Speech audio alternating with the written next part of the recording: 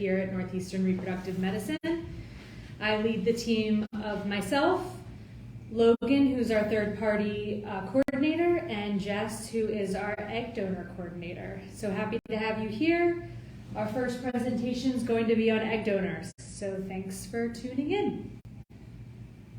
Our agenda on this presentation will be an introduction, who is a good candidate to be an egg donor, timeline of the egg donation process, egg donor options, and the egg recipient process. So I will go over the whole scan.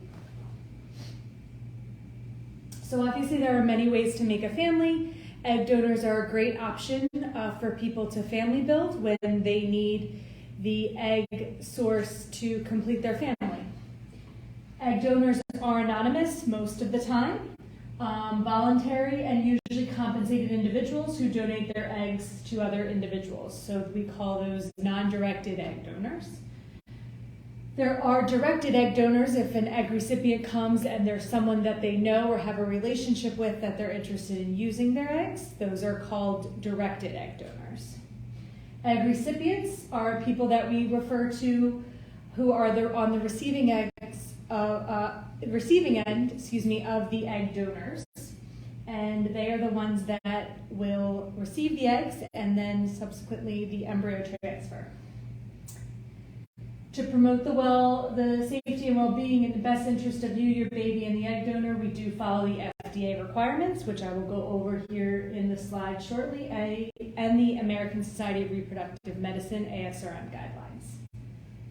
Well, and just again, another little thing, while there is no method to completely ensure that infectious agents will not be transmitted from the donor egg to you or from you to your baby, these guidelines combined with information and studies about everyone's histories should significantly reduce these risks.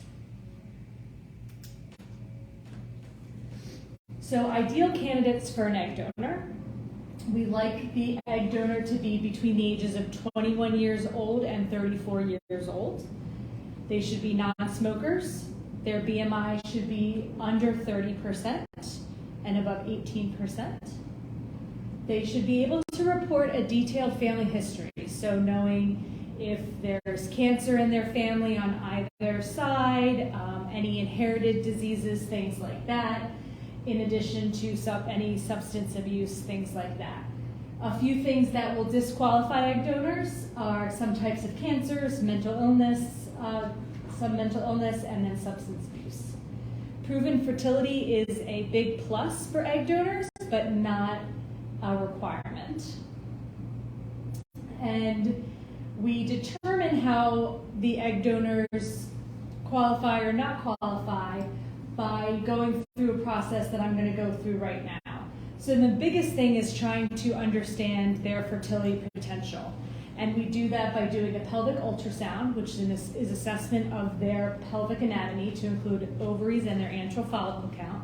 So trying to find out how many potential eggs this donor would give us through the antral follicle count.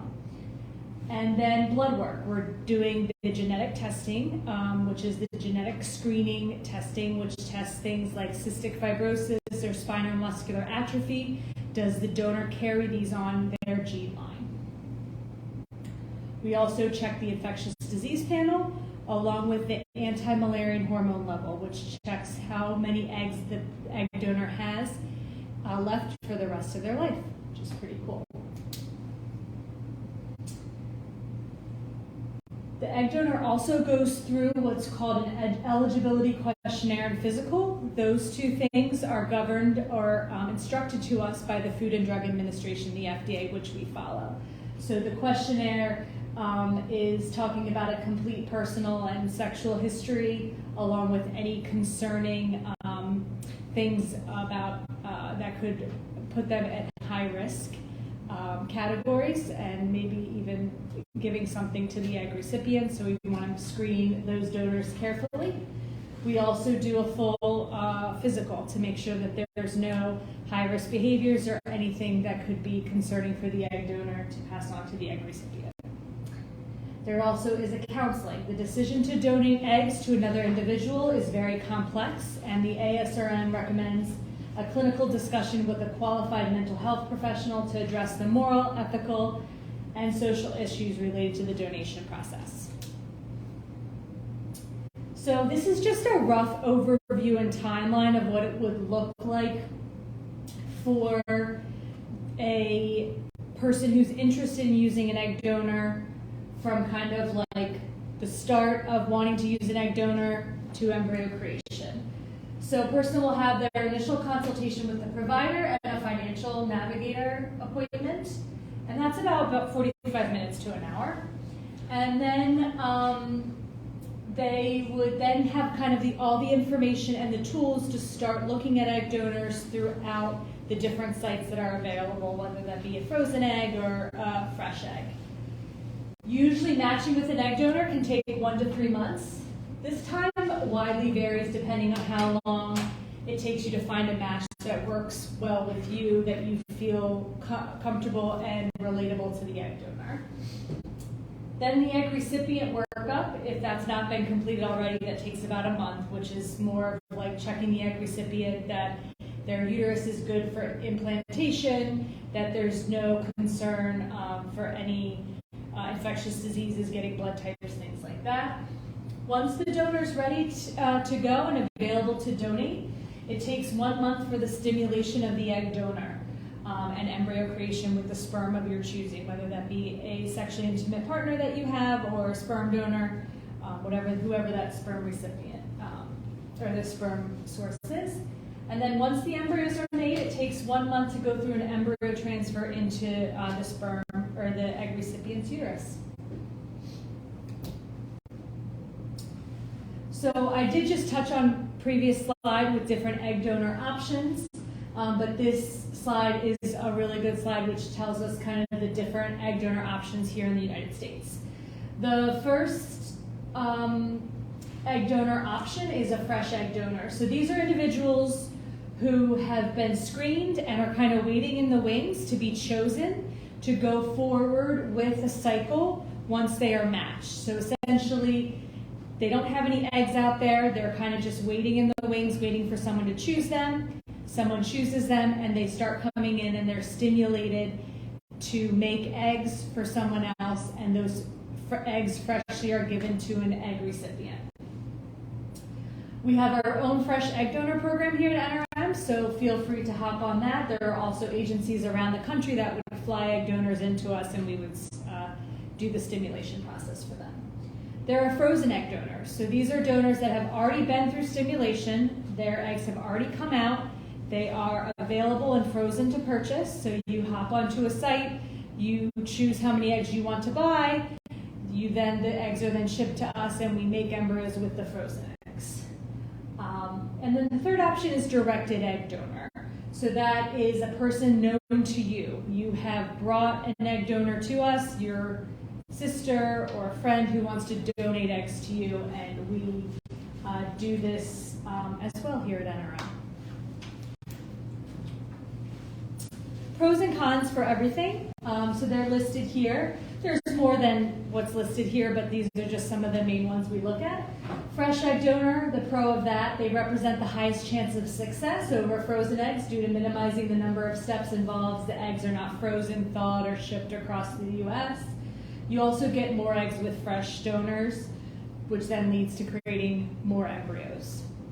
Cons, egg donors may need to cancel their cycle. You're depending on a third-party individual to come and do their appointments. Sometimes their schedules are a little wild. Cycle cancellation included too, but not limited to poor response, FDA ineligibility, or an emergency in a donor life, etc. Frozen egg pros, egg banks have eggs that are ready to use. So if you decide you want an egg donor today, you could hop on the site tonight and purchase frozen eggs. They're ready to go.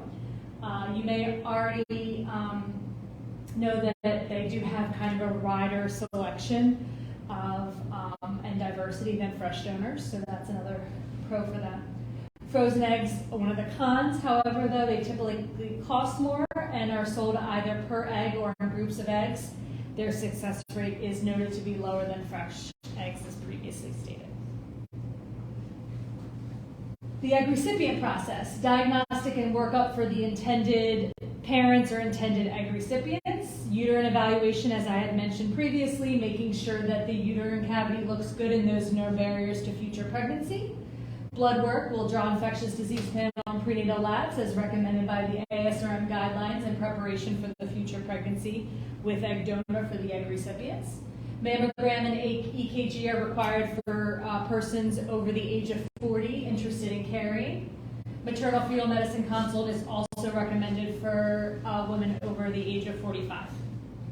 Sperm evaluation, the sperm source will need blood work, infectious disease panel, and genetic carrier screening to make sure that their genetic carrier testing matches with the egg donor, and a semen analysis to make sure that the sperm count, sperm motility, and morphology are good.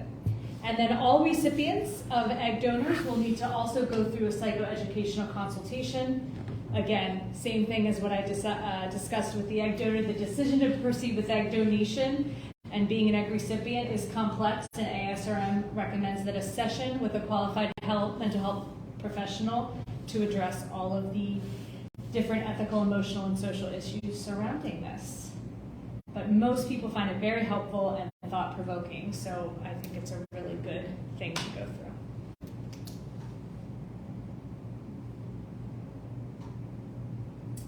Depending on the protocol, the donor stimulation and embryo creation, it can be 2 to 4 weeks from the egg donor's first day of the period to the egg retrieval, so that's a rough timeline.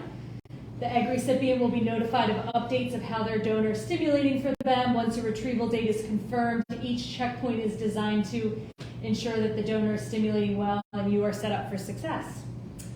After 10 to 14 days of the egg donor being stimulated on the medications, the donor will undergo an egg retrieval, and those eggs will be given to you to make embryos. You'll need sperm on the day of the egg retrieval, and then 5 to 7 days after the retrieval is when the final embryo report is given to you.